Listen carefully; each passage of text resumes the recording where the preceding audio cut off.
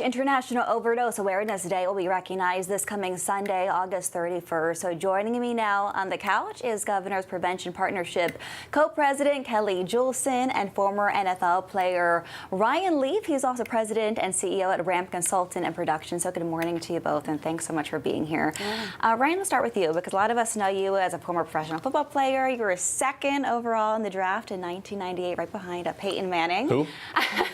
Who's that guy? But you're also a survivor of drug addiction. So tell us what happened and how you were able to come to the other side.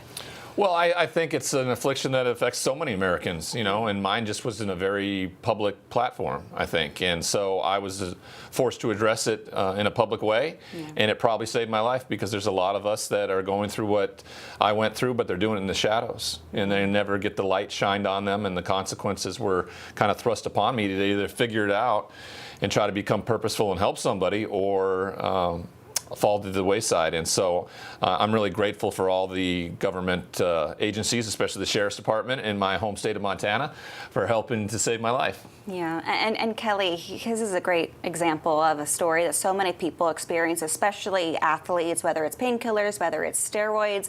A lot of people fall into addiction. So what resources are out there, and why should there be more in professional sports and sports in general? Well, we need more resources, especially when it comes to prevention, harm reduction, and treatment. And it's great to have Ryan here and share his story. We know too many people's lives were lost. Last year in Connecticut was almost 1,000 lives were lost through unintentional overdose. And so more needs to be done. People, please reach out if you need help. Call. There is a state number that is available. Or if you're interested in youth prevention, you can come to us at gppct.org. And we can start small. Just having conversations with the young people in your life around the dangers of drugs and alcohol can be really beneficial and can make a difference so that they don't end up on a path of substance use disorder. Ryan, what was key to your recovery? I mean, congratulations on being sober for so long, but what was key to it? I'd imagine you had a lot of support around you. Well, it happened in prison, really. A roommate of mine, he was an Afghan-Iraqi war veteran, and he had was fed up with my attitude of kind of being a victim and all these things. So he convinced me to go down to the prison library and help prisoners who didn't know how to read learn how to read. And so it was something as simple as that.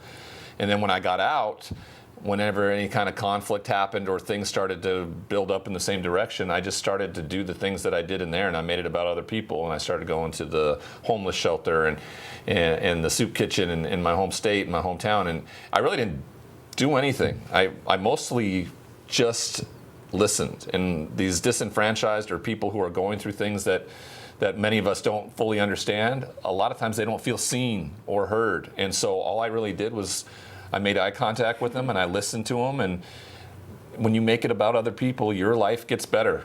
And I didn't know that was actually the case. I thought as a narcissist growing up playing sports that for my life to get better, everything had to be about me, what you could do for me, and things like that. But that's not the case. And so for the last 11 years, it's just been, let's make it about somebody else. Let's try to make their life purposeful. And that usually makes my life better and makes me a better father and a better partner and all of that. And your survival story gave you a new purpose in your own life. You ever imagine your life taking a turn in this way? No. I mean, 11 years ago when I walked out of a prison cell, there was nothing. There was absolutely nothing there for me.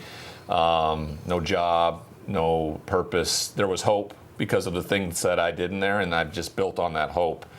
And I have 2 kids. I live in Connecticut. We've been here for about 3 years. We love the community.